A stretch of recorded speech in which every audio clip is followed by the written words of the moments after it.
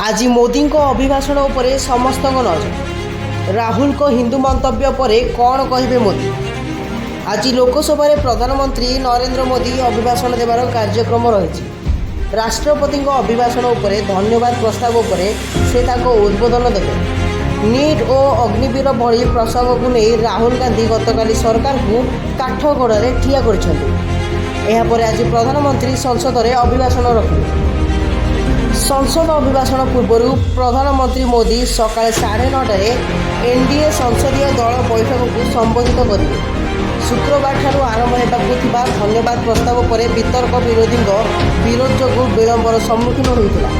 NEET परीक्षा अनियमितता भली प्रसंग में आलोचना करने को सांसद मैंने दाबी करते। राहुल गांधी बीजेपी को समालोचना करने पर प्रधानमंत्री मोदी अभिभाषण रखा जाऊँ। निर्वाचन समय देइथिबा मंतव्य, नीट पेपर लीक, अग्निपथ योजना समेत विभिन्न प्रसंग में राहुल बीजेपी को टार्गेट कर लैंडमाइन विस्फोटन में प्राण हर अग्निपथ योजना जड़े जवान अग्निवीर को शहीद बोली कहुना। यह समालोचनार जवाब प्रधानमंत्री मोदी भाषण में देवे बोली आशा कर राहुल गांधी बयान पर मोदी तीव्र प्रतिक्रिया प्रकाश कर समग्र हिंदू संप्रदाय हिंसात्मक कहना अत्यंत गंभीर विषय।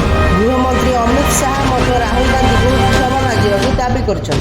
ब्यूरो रिपोर्ट जागरण 24 न्यूज।